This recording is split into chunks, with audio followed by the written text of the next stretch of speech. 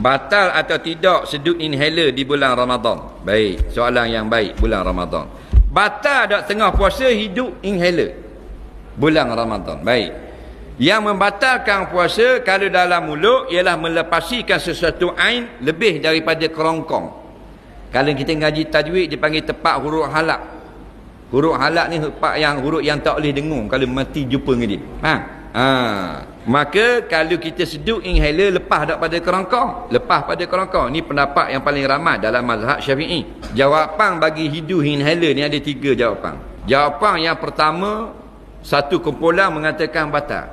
Kerana inhaler ini adalah cecair yang disedut masuk ke dalam rongga mulut dan melepasi kerongkong masuk ke dalam paru-paru. Kerana orang lelah ni ialah saraf ke paru-paru dia itu tersumbat. Saraf tersumbat, jadi paru-paru dia jadi sebab. Pasal apa? Lubang napas tadi kepit. Macam orang yang tengah basuh kereta sembuh tajam, dah tubik air. Mana pula anak dia jerit baik. Faham? Anak dia jerit baik belakang. Anak dia akak tak kait laju pula. Itulah saraf orang lelah.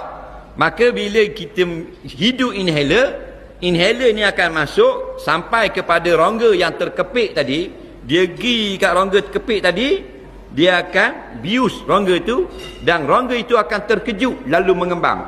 Faham lalu boleh menafas semula. Ni inhaler punya tugas, faham tak? Bodoh-bodoh ceritalah. Takut tak faham inhaler menapa pula, liling buat nerak ke mana.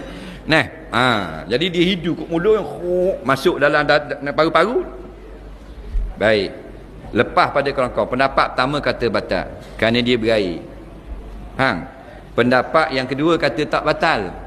Pasal yang membatalkan bagi mereka ini sampai ke dalam perut, mengenyangkan. Adapun inhaler tak masuk ke perut, dia pergi ke paru-paru atas jalan berubat, tak batal. Dua pendapat itu. Boleh taklid belaka mana-mana. Faham tak? Pendapat yang ketiga batal tapi diberi kemaafan. Kenapa? Al-masyaqqatu tajlibu taysir. Bila orang yang sedang kesukaran diringankan hukum baginya. Tak batal. Dengan syarat dia kronik. Dia nak menyelamatkan nyawa. Bukan penyakit biasa-biasa. Biasa-biasa tiada maaf. Telan obat batal. Telan obat jerawat batal puasa. Telan obat sakit perut nak berak batal puasa. Itu tak terlibat dengan nyawa. Tapi ini terlibat dengan paru-paru, boleh jadi mati. Nak menyelamatkan nyawa disedut inhaler, tidak batal, maaf pada sisi syarak golongan yang ketiga.